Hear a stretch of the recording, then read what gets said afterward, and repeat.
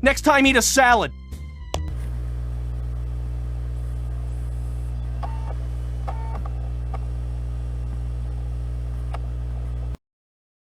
No!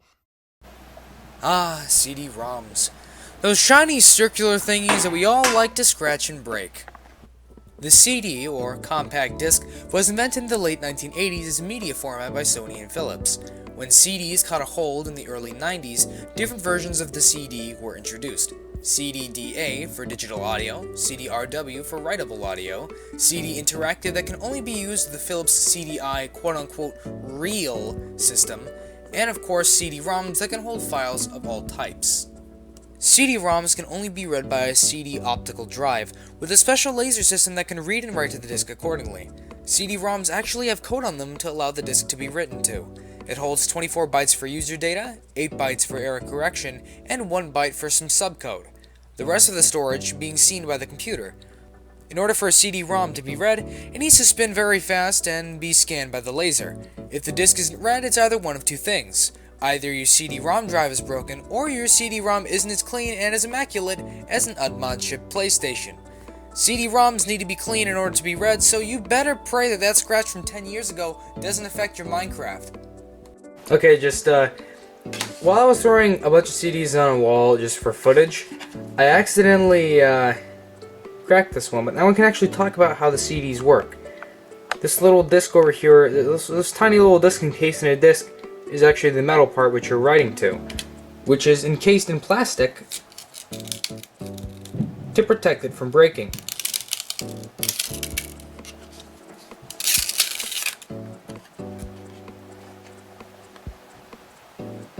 And that's something you thought you'd never see. So yeah, this stuff right over here is the actual stuff that you're writing to. This here, this protective plastic, is just the thing that protects it from being, completely obliterated by the laser. So yeah, this is exactly what you're writing to whenever you use a CD. So look at that.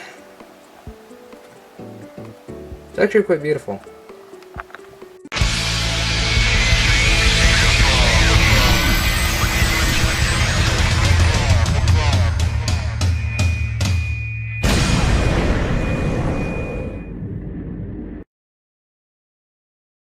Salad.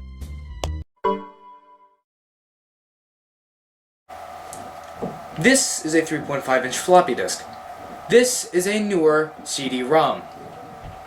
This was standard by the time that this became popular. So, why did CD-ROMs beat out floppy disks? Well, I think it was because of the bigger memory storage. CD-ROMs at the time would only be able to hold about 7... just a lot more than these. These are about 3.2 megabytes, which isn't that much. This can hold well over 700. In fact, this one has 4.7 gigabytes, which is a lot for CD standards. We're going to find out which one works better and which one is more usable, and then we're going to be comparing this and this to USB. Let's begin. This is the testing subject. It's a computer. I don't know where from. It has... it's Asus. I'm just gonna say that it's Asus. Anyway, it has a floppy drive and a CD drive. So, it also has some professional wiring. Look at that. This is what PCs looked like back in the day. Anyways, let's get her booted up.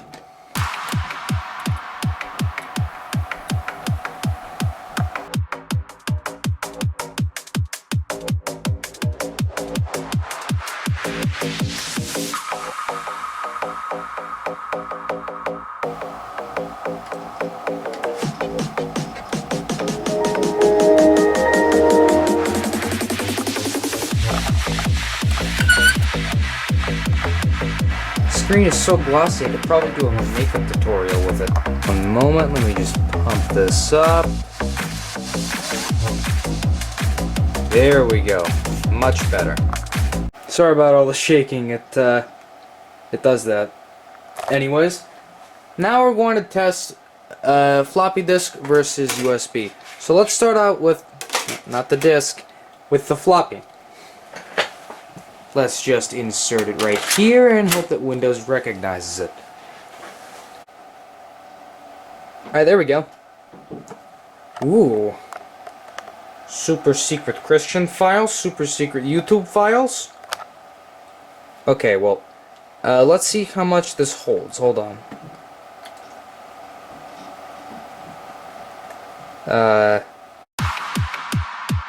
Okay, sorry about that. My camera was having a hissy fit about not having enough space to store videos.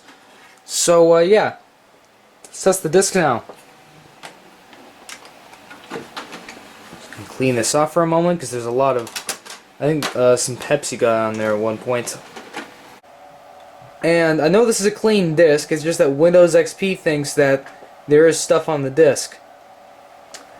I wonder why. And now we give you a perspective on how much you can actually store on CDs and compare it to floppy disks.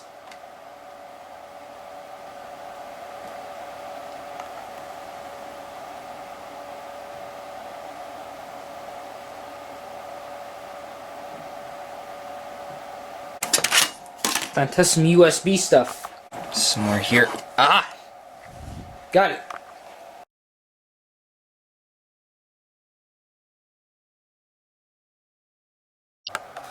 Back to you, future me, because I haven't edited the video yet.